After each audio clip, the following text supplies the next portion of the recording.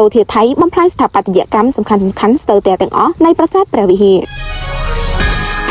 ปราสาทព្រះវិហារនឹងតំបន់ជុំវិញត្រូវបានយោធាថៃធ្វើការបាញ់ប្រហារនិងទម្លាក់គ្រាប់បែកខូចខាតយ៉ាងដំណំនៅក្នុងសង្គ្រាមយោធាថៃឈានពានប្រទេសកម្ពុជាទាំងលើកទី1និងលើកទី2តាមរយៈសេចក្តីប្រកាសព័ត៌មានស្តីពីស្ថានភាពខូចខាតនៅរមណីយដ្ឋានប្រាសាទព្រះវិហារជាទីសក្ការៈនៅថ្ងៃទី12មករានេះក្រសួងវប្បធម៌និងវិចិត្រសិល្បៈបានបញ្ជាក់ថាការខូចខាតនេះបានកត់ត្រាចងក្រងចាប់តាំងពីថ្ងៃទី24ដល់ថ្ងៃទី28ខែកក្កដាឆ្នាំ2025រួមមានការខូចខាតប្រាង្គប្រាសាទព្រះវិហារចំនួន142កន្លែងនិងតំបន់ជុំវិញចំនួន42កន្លែងរួមបញ្ចូលទាំងវត្តកែវសុខាគិរីស្វារៈហេដ្ឋារចនាសម្ព័ន្ធសាធារណៈនិងអគារការិយាល័យអភិរក្សរបស់អាជ្ញាធរជាតិព្រះវិហារដោយឡែកសហគមន៍ជុំវិញប្រាសាទរងការខូចខាតចំនួន60កន្លែងរួមមានផ្ទះសម្បែងសាលារៀនវត្តអារាមនិងហេដ្ឋារចនាសម្ព័ន្ធសាធារណៈផ្សេងទៀតបណ្ដាលឲ្យប្រជាជនចំនួន14832នាក់ត្រូវបង្ខំចិត្តជម្លៀសចេញពីផ្ទះការខូចខាតទាំងនេះត្រូវបានកត់ត្រាចងក្រងជាផ្លូវការដោយអាជ្ញាធរជាតិព្រះវិហារនាខែតុលាឆ្នាំ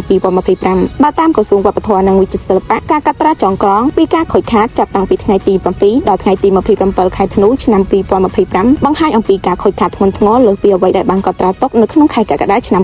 2025យកតាមផុសតាំងរូបថតនិងវីដេអូដែលប្រមូលបានដោយអាជ្ញាធរជាតិព្រះវិហារក្នុងអំឡុងពេលបេសកកម្មចុងក្រោយឯកសារនៅថ្ងៃទី28ខែធ្នូឆ្នាំ2025សំណង់ស្ថាបត្យកម្មសំខាន់ស្ទើរទាំងអស់នៃប្រាសាទចាប់ពីកោបុរៈទី1ដល់កោបុរៈទី5រួមទាំងស្ពានហាតភ្ជាប់ទាំងអស់និងជណ្ដើរបុរាណខាងជើងបានទទួលរងផលប៉ះពាល់យ៉ាងធ្ងន់ធ្ងរក្រសួងវប្បធម៌បញ្ជាក់បន្ថែមថាការខូចខាតទាំងនេះគឺបណ្ដាលមកពីការប្លង់គ្រាប់ធ្ងន់ម្ដងហើយម្ដងទៀតនិងការទម្លាក់គ្រាប់បែកពីលើអាកាសចេញពីយន្តហោះគ្មានមនុស្សបើកនិងយន្តហោះចម្បាំងដែលបានបាញ់សម្ដៅផ្ទាល់មកលើតំបន់បេតិកភណ្ឌពិភពលោកប្រាសាទព្រះវិហារ